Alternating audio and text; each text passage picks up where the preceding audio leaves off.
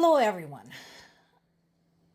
Unfortunately, there is really not much real information to report when it comes to the war in Ukraine because basically there's two things that are still going on. One, the bullshit ceasefire negotiations. Two, murder of Ukrainian civilians by Russia. That's it. That's the news. So let's, dig into it a little bit. So, Russia says that the details of U.S. talks on Ukraine won't be made public. Why not? Why? Shouldn't you be so proud? You're so peaceful. Blah, friggin' blah. You should scream it from the rooftops. Why won't they be made public? Besides, people will find out one way or another.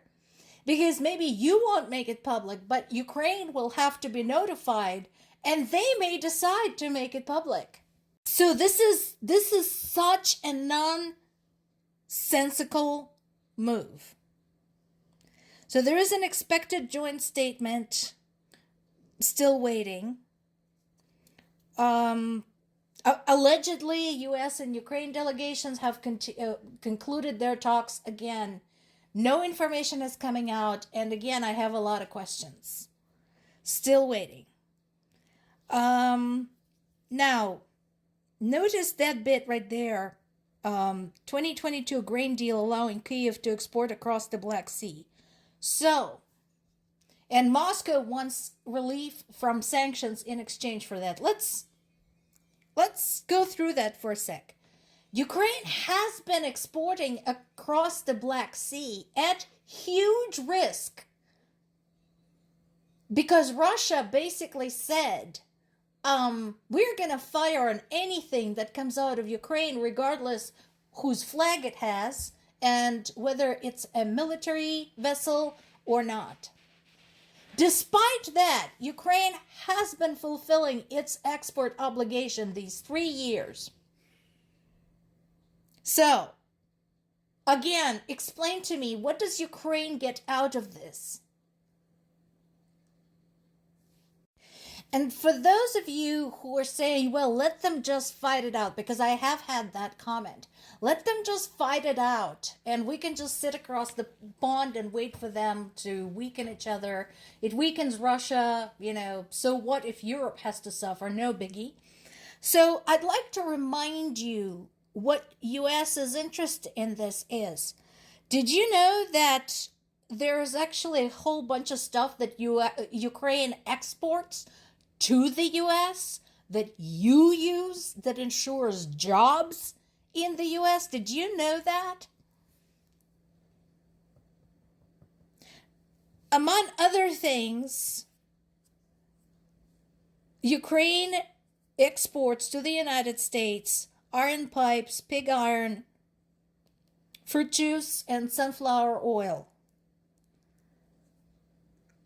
Go ahead, ask your metallurgical industry and your food manufacturing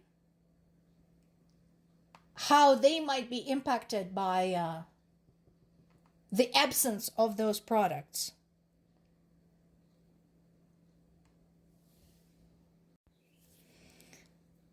Ukraine strikes a military airfield in the border Belgorod region.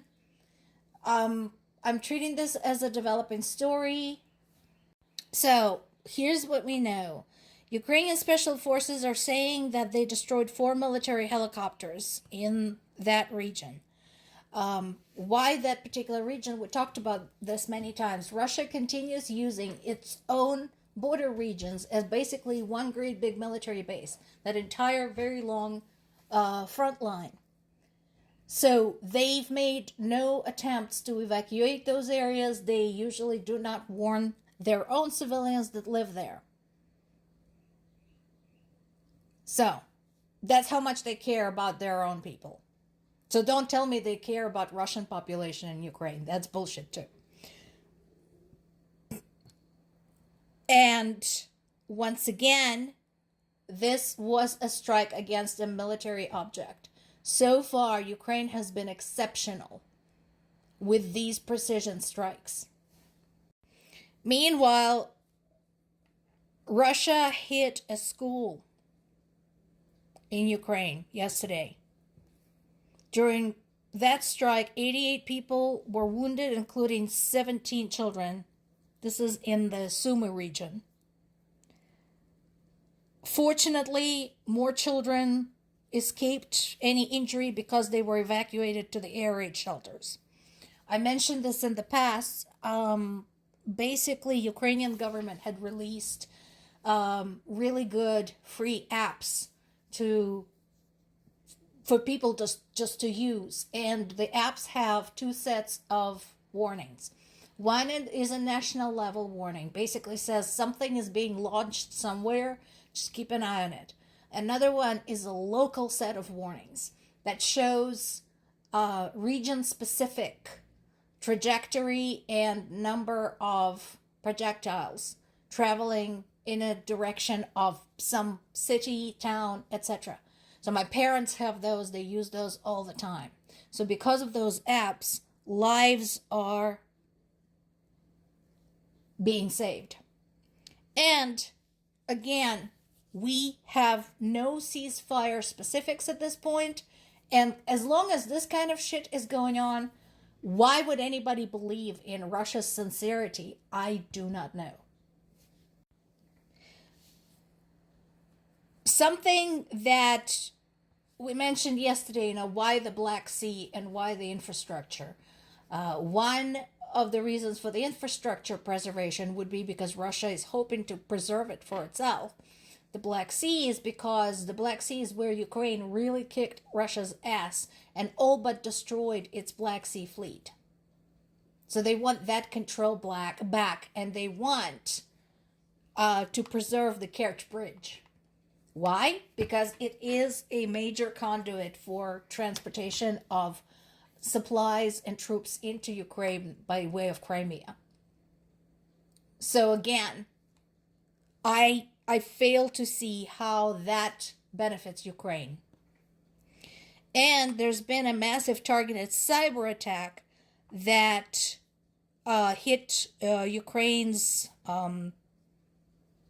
railway operations. Again, yeah, Russia can argue, oh, but it's not infrastructure, but there is no question who did it and why.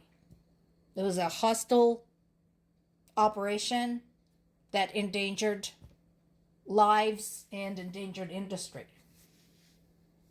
Tell me again about that ceasefire. I agree with the way most reputable news sources describe this.